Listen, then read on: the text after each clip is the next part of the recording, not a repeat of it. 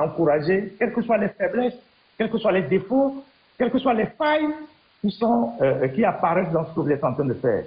Chacun d'entre vous a une vie personnelle. Hier soir, dans un live inattendu, le journaliste d'investigation Ferdinand Haïté est apparu pour adresser un message fort aux blogueurs togolais engagés dans la lutte pour la justice et la liberté. C'est pour vous encourager. Quelles que soient les faiblesses, quels que soient les défauts, quelles que soient les failles qui apparaissent dans le combat que vous menez. Il ne faut pas baisser les bras. Chacun d'entre vous a une vie personnelle, des responsabilités. Et pourtant, vous vous levez pour dire ce qui ne va pas. Pour éveiller les consciences. Continuez, améliorez-vous, mais ne vous arrêtez pas. Vous aurez pu vous consacrer à votre vie et ne pas vous mêler de politique.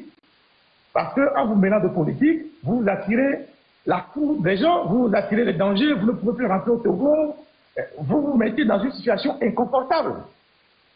Mais vous avez accepté de le faire parce que c'est notre pays et personne d'entre nous n'est fier de voir le Togo dans cet état-là. Hier, j'étais avec Zaga, c'est la première fois que je le vois physiquement. On a beaucoup échangé et je mesure les conséquences de votre engagement. Je n'ai pas demandé l'autorisation de Zaga, mais je vais le dire qu'il me pardonne à cause de cette lutte-là, des engagements, des lives qui prennent tard dans la nuit.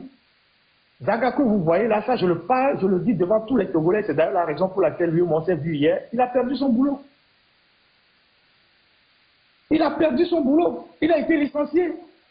Parce qu'il finit tard les lives, il ne se réveille pas tôt pour aller au boulot. Il a accumulé des retards au boulot, il a été licencié.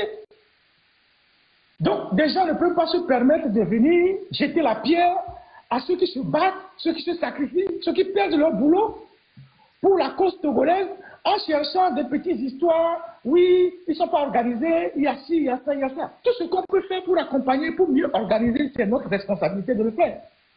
Les blogueurs ne sont pas sur les territoires, vous n'êtes pas à Lomé.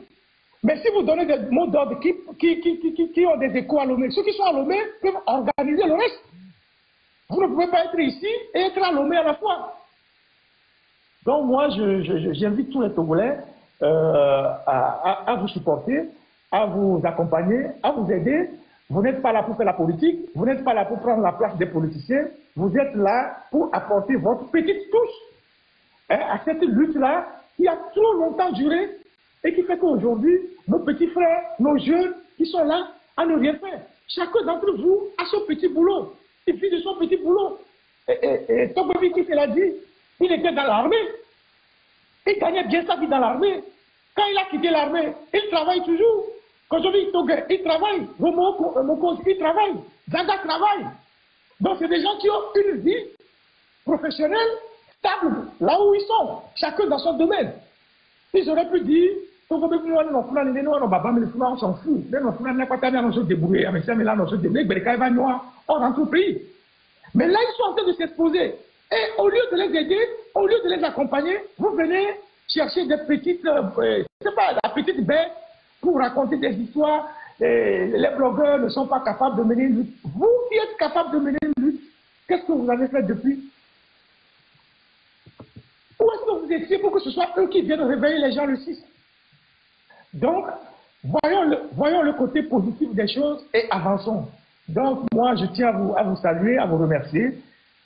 Si moi, Ferdinand Haïté, médiatiquement, je peux faire quelque chose, je le fais déjà, je vais continuer par le faire pour vous accompagner, pour donner aussi des idées si c'est possible, pour qu'on puisse vraiment avancer. J'ai fait live cet après-midi, j'ai appelé les gens à aller cotiser, pour le GoFundMe, parce que c'est pour la cause de la lutte, il faut que les gens cotisent. Il ne faut pas que... tout le monde ne peut pas être au front. Togovi PC, c'est de quoi je parle. Quand on est dans l'armée, il y a ceux qui sont au front, il y a ceux qui apportent la nourriture, il y a ceux qui fabriquent les armes, il y a ceux qui soignent les blessés, il y a ceux qui sont dans les ambulances. C'est un travail à la chaîne, mais tout le monde n'a pas le même courage.